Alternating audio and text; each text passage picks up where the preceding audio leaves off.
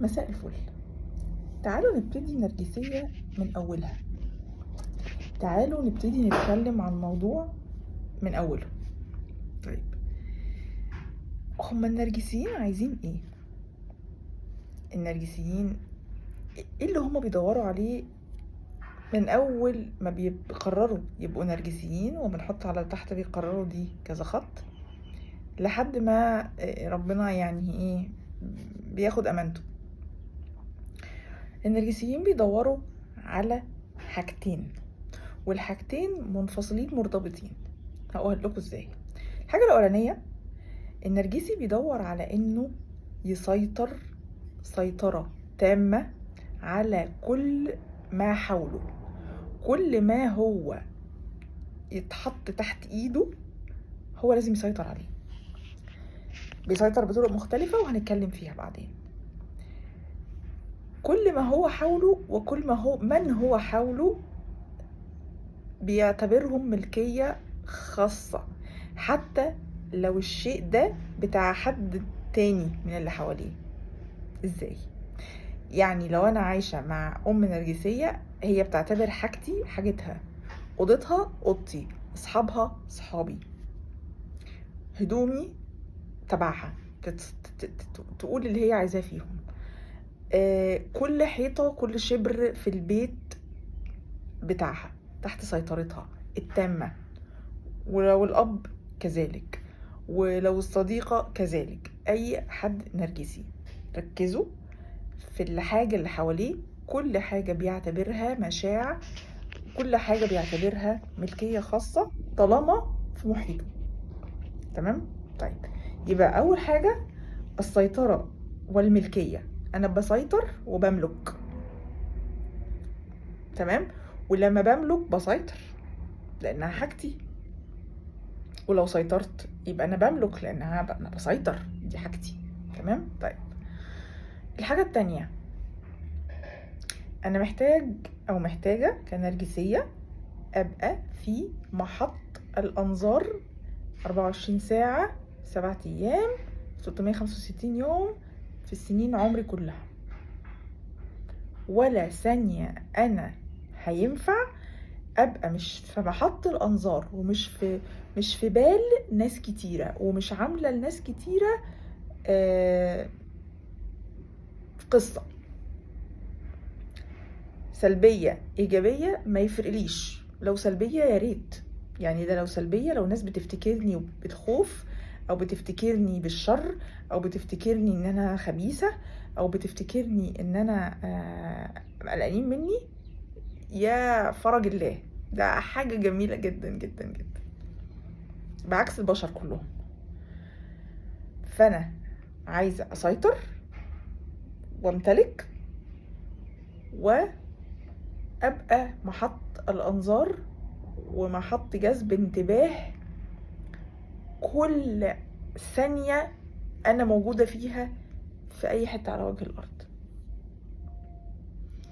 انا في بيتي لازم البيت كله يبقى بيلف حوالين كلمتي، بيلف حوالين مودي. انا كويسه، انا زعلانه، انا مبسوطه، انا بصرخ، انا بضحك، انا بعيط، انا عايزه ده ينضف، انا عايزه ده يتوسخ. انا كل اللي في البيت لازم يبقى كله، مهما كان عدد الناس اللي في البيت، ذهبيين وكباش فداء، مش فارقه، مش فارقه.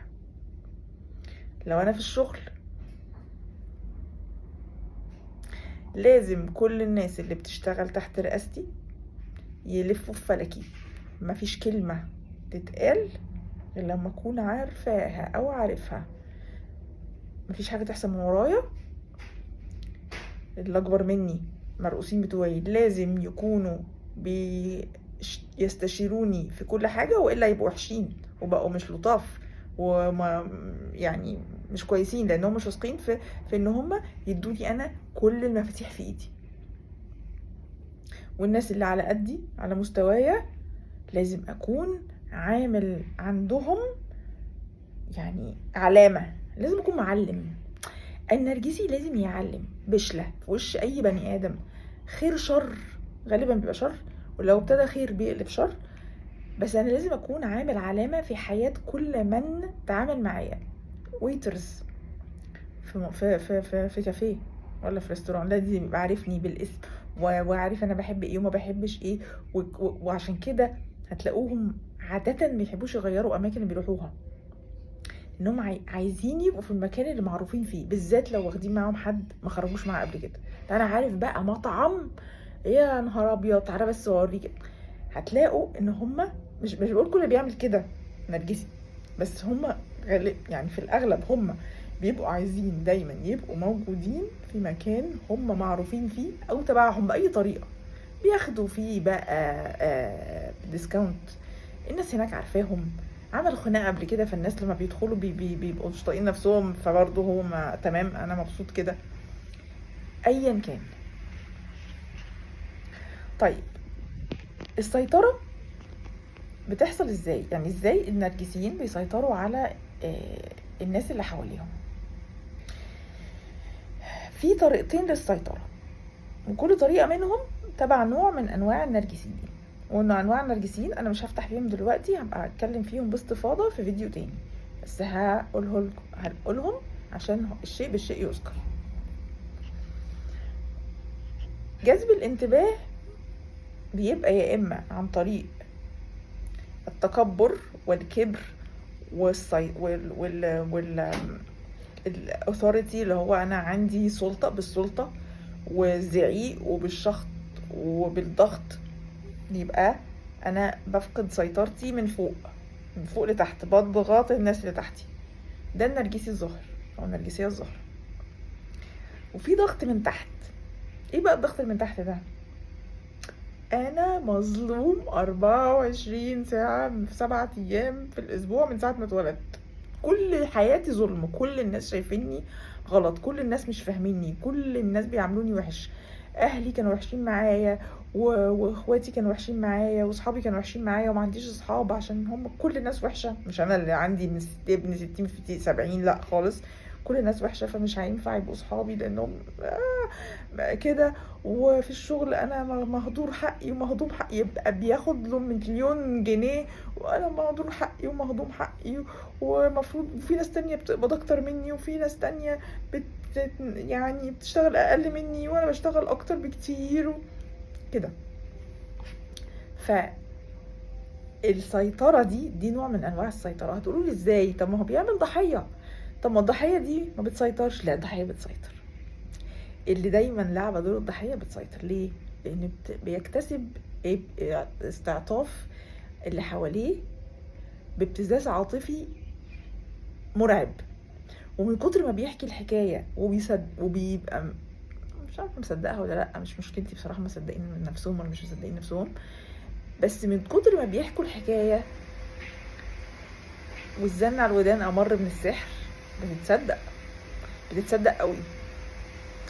فده نوع من انواع السيطره برضو، انك تبقى في حياتك حد طول الوقت عيان، او طول الوقت مش بياخد المرتب اللي المفروض ياخده، او طول الوقت مظلوم، او طول الوقت الناس جايه عليه، او طول الوقت فانت دايما دماغك بتنشغل بيه او بيها غصب عنك، بالذات لو حد قريب، ام او اب او اخ او اخت، انت بتعيشي قصتهم غصب عنك، بالذات الكبش الفدا اللي هو بيبقى يعني عنده تعاطف بكميات خطيره جواه، فهو بيتعاطف مع اي حد. فمتخيله بقى حد قريب منه، ولا مديرها، ولا مديرته، ولا بتاع، وطول النهار في حزن وشجن وغلب.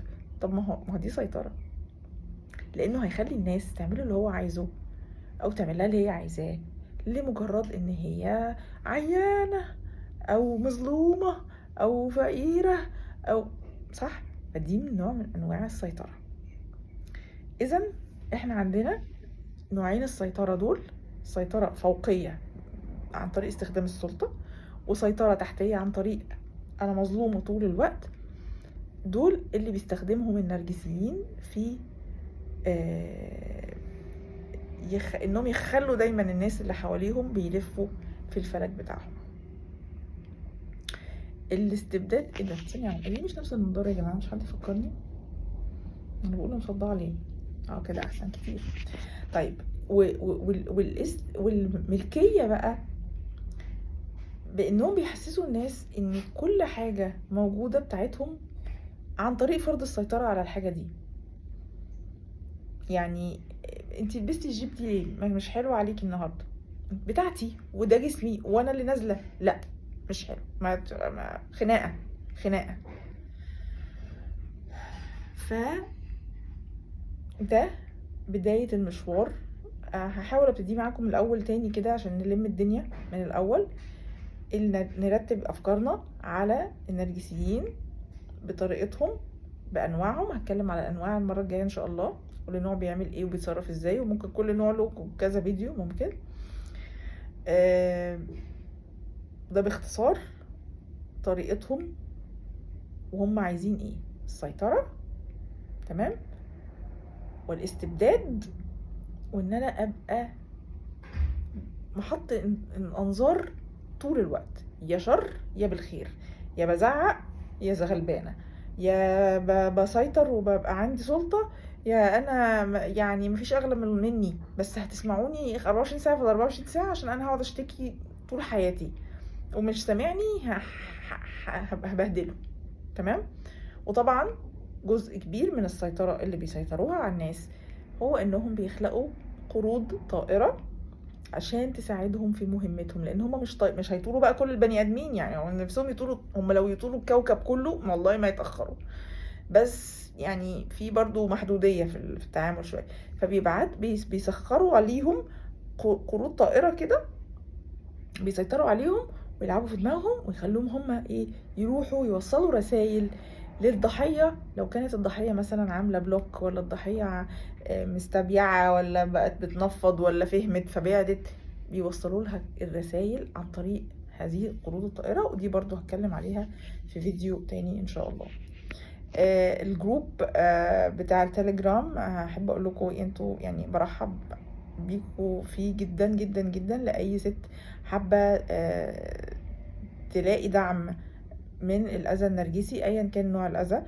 الدعم ده بيبقى عن طريق ان يعني بنات وسيدات بيشاركوا قصص بعض، وبيردوا على بعض، وبيشاركوا التجارب، والتجارب اللي نجحت والتجارب اللي ما نجحتش، وبالتالي بيحصل تفاعل بين ناس عايشين نفس نوع الأذى، اللي هو نوع صعب جدا بالذات الأم النرجسية، لأن مش أي حد بيقبل إن هما يسمع حد بيشتكي من أذى حقيقي من مامته. مش بنشتكي وخلاص، شكوى من أذى حقيقي، أذى فعلا فعلا فعلا موجود، مش بيتهيأ لنا. احنا نفسنا بيبقى فاكرين نفسنا مجانين، بيبقى فاكرين نفسنا اكيد غلطانين، مش معقول الام تعمل كده. ولما بنسمع قصص بعض بنتاكد انا ما كنتش مجنونه، انا فعلا الموضوع ده حصل لي، وحصل لي بالظبط بالطريقه دي، وبالتالي انا مش مجنونه، انا عاقله وبتاذي. ده مهم جدا جدا جدا في رحله التعافي. هحط لكم التليجرام لينك موجود في القناه بتاعتي، وهحطه برضو في اول كومنت هنا في الفيديو، علشان تيجوا وندعم بعض كلنا. ودايما بقول فيه كل يوم بقول تدريب معين، او بقول توكيد معين، او بسمع الناس احساسها ايه وبحاول ارد. فتنوروني هناك. كان معاكم ماجي حرفوش لايف كوتش، مستنياكم على التليجرام جروب. ويا ريت لو تعرفوا اي حد هيستفيد من الفيديو ده تبعتوا له الفيديو، تعملوا لايك وسبسكرايب للقناه. شكرا، واشوفكم الفيديو الجاي ان شاء الله.